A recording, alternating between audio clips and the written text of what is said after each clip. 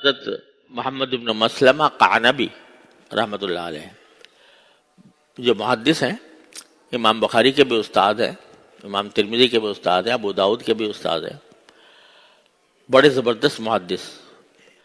کسی زمانے میں یہ آوارہ قسم کے غنڈہ گردی کرنے والے لوگوں میں سے تھے. غنڈہ گردی کرتے پھرتے تھے، آوارگی تھی.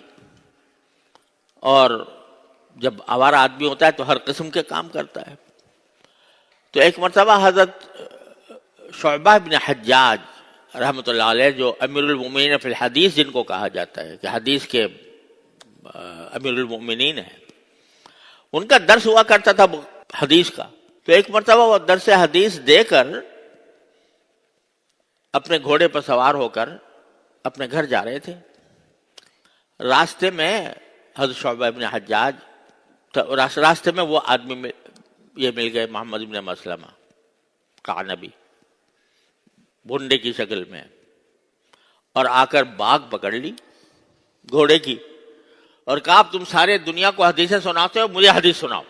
یہاں ایک محدث ہے، وہ جا رہا ہے گھوڑے پر، تو بالکل غنڈہ گردی کے انداز میں، دادا گیری کے انداز میں وہ باگ پکڑی اور کہا کہ تم ساری دنیا کو حدیثیں سناتے ہو، مجھے بھی سناؤ.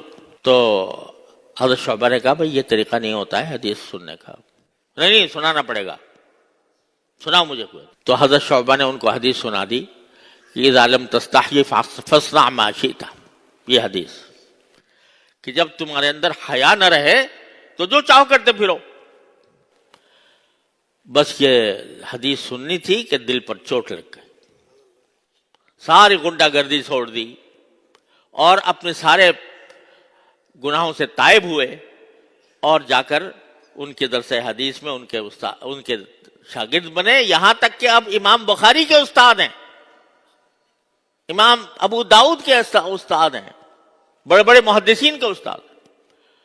تو کچھ پتہ نہیں ہے، کسی آپ غنڈہ گردی کرتے ہوئے کسی آدمی کو دیکھو تو سوچو کہ بھئی یہ تو ایسے ہی غلیظ آدمی ہے، اور اس کے اوپر تہمت لگانا، اس کے بارے میں یہ سمجھ لگو کہ میری عزت، میں زیادہ عزت مند ہوں کیونکہ میں نماز پڑھتا ہوں، میں آ کر اچھی اچھی تقریریں سنتا ہوں، میں اللہ تعالیٰ کا ذکر کرتا ہوں، تلاوت کرتا ہوں، اور یہ غنڈہ ہے.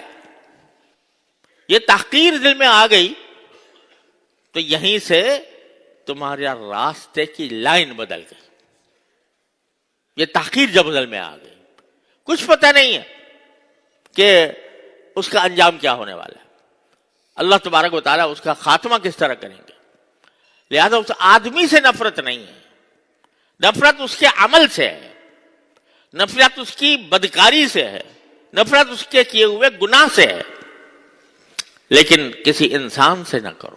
کتنے ہیں جن کے حالات بدلے، اور بعض اوقات ایسا ہوتا ہے کہ دیکھنے میں بالکل ہی آدمی ایسا لگتا ہے جیسے اس کی کوئی حیثیت ہی نہیں ہے، لیکن حدیث میں رسول کریم صلی اللہ علیہ وسلم نے ارشاد فرمایا کہ رب اشعث مغبرا مدفوع بالابواب.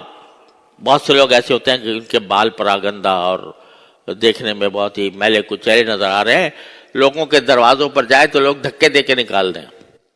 لیکن اللہ تعالیٰ کے ہاں اس کا اتنا مرتبہ ہوتا ہے کہ اگر اللہ کے بھروسے پر وہ کوئی قسم کھا لیں تو اللہ تبارک و تعالیٰ اس قسم کو سچی کر دیتے ہیں. تو کسی کو آپ اپنے دل میں یہ سمجھو کہ میں اس سے اعلیٰ ہوں، میں اس سے افضل ہوں، یہ خیال ہے جو تکبر پیدا کرتا ہے اور اللہ کے بندوں سے نفرتیں دل میں پیدا کرتا ہے. نفرت آدمی سے نہیں ہے، نفرت ان اعمال سے ہے، گناہوں سے ہے، کفر سے ہے، شرک سے ہے، لیکن انسان سے نفرت نہیں.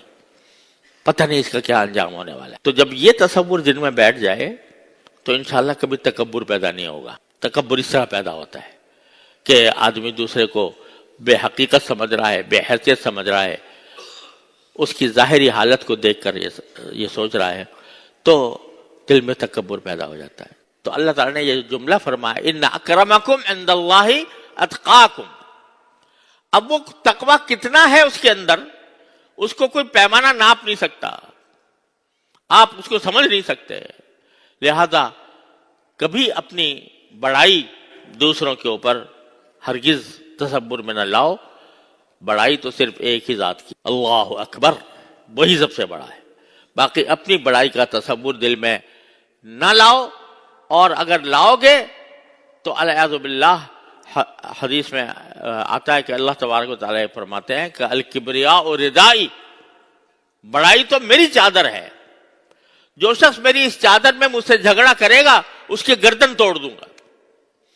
لہذا تکبر اور کبر سے، اپنی بڑائی سے، دوسرے لوگوں کی تحقیر سے ہر قیمت پر بچنے کی ضرورت ہے. اللہ تبارک و تعالیٰ اپنے فضل و کرم سے، اپنی رحمت سے ہمیں ان گناہوں سے بچنے کی توفیق عطا فرمائے.